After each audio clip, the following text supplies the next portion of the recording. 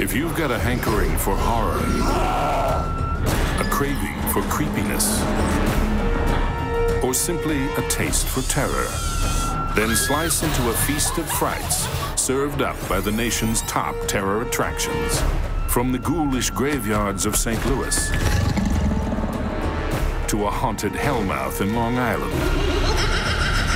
Grab your guts, check your wits at the door, and plunge into the living nightmares of America's scariest Halloween attractions. And prepare to meet your doom.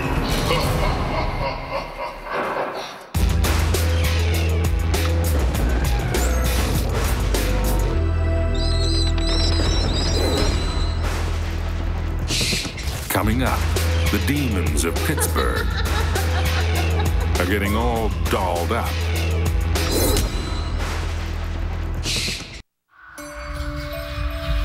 Where three rivers intersect in Pittsburgh, Pennsylvania, three venues of violence collide at the ScareHouse. A combination of traditional ghouls, primal fears, and the latest in dance floor dementia. You know, the first one, Hall of Nightmares, that one is very heavily detailed and very much influenced by old school horror movies. Stay out of my kitchen, get out. Tales from the Crypt, a little bit of dark humor in it.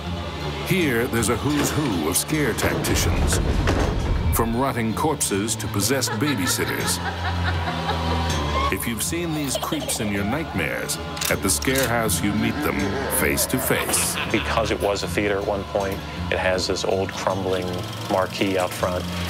That's the first thing you see when you come in, is it feels like an old, kind of creepy, kind of beat up past its prime theater. And that sort of lends itself into that first haunt. The last part of it, we actually used an existing part of the building that the public never got to go into for this giant, massive furnace set. Oh, you're running like the rest, aren't you? You think you can run? You think you can hide? As that wraps, we sort of feel, okay, that's a good point to totally take you 180 degrees and go into Delirium 3D. The delirium is not for the faint of heart, but it could lead to the faint of hearing. It's a pulse-pounding combination of chills and raves, where the frights come fast and furious, and the guests leave disoriented and disturbed. A visual technology called Delirium 3D adds extra dimension to the madness. Welcome to the best party ever!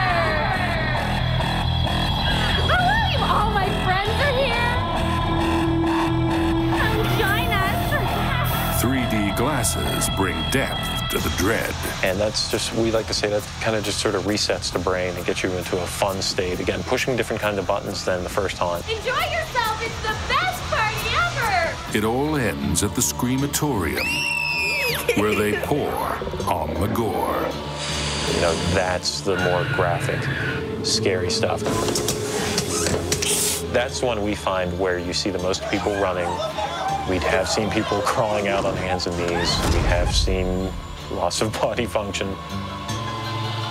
The Screamatorium features HMO-style scares, where the doctor is always out of his mind. All right. Who's ready for their appointment? Come on.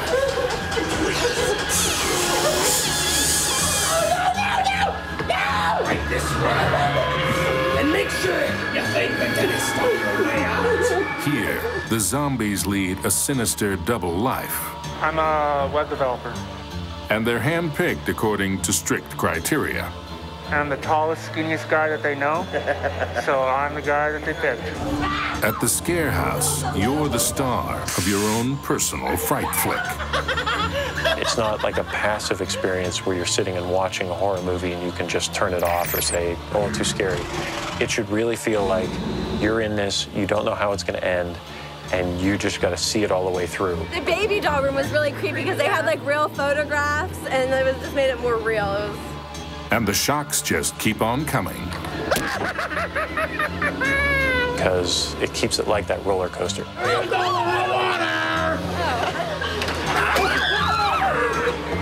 When it comes to gore, the butchers at the ScareHouse prefer last year's leftovers, giving them plenty of time to ripen and ferment.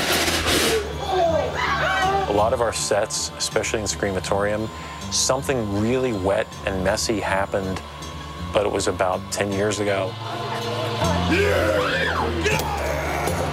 By the time it all comes to a screaming halt, you got what you came for.